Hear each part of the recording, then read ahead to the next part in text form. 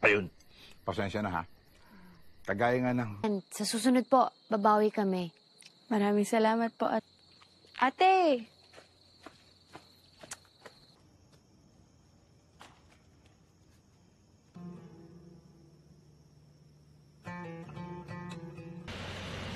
Kapag natuto ka na magmaneho, ikaw...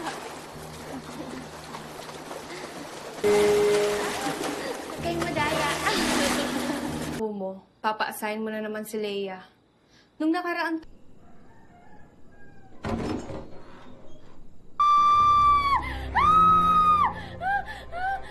Wapo mo pa naman, mabarkada ka, puro barkada.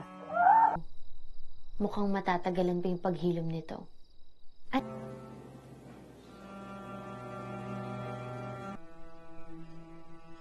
Matulog ka na.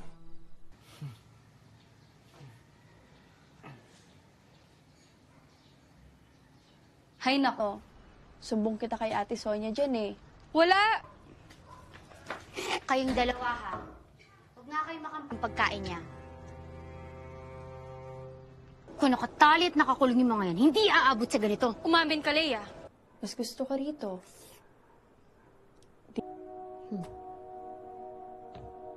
Ate.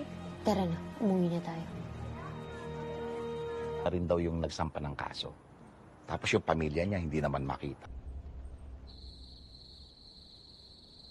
Ang ina, bago naman kasi.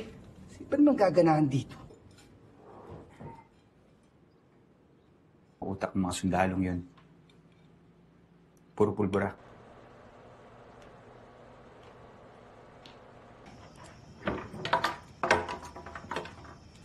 Hindi pa ba sapat na nakita ko to sa mga panty mo? Wala. Sabay tayo kumain.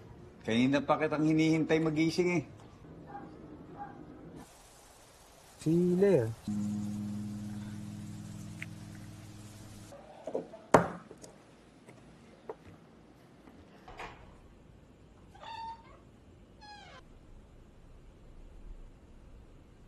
Ano to? Tangin ng buhay to, oh. Talagang umabot ka pa sa punto, pwede.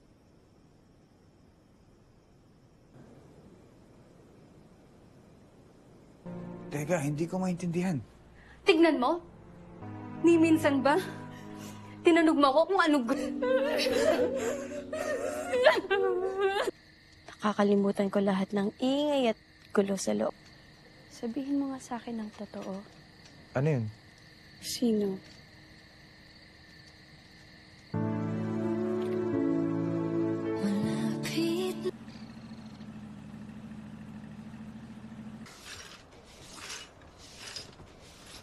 Tulog. Dahil hahanap-hanapin niyo. Naku, kung makapanghingi ng mga paninda natin, akala mo ba? Pablo! Eh, taga doon din ako kaya hindi ako pwede magkamali. Kasi...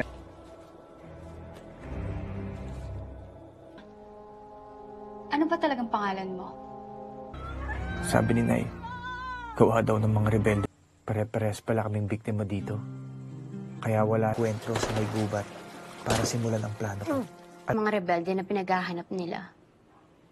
Eh, hindi naman ako... Ayusin ko yung sa amin. Esther. Lalo na... Alam, bakit kanya pinatulang? Kaya ang dami-dami na games ko niya yan. Tanungin mo siya.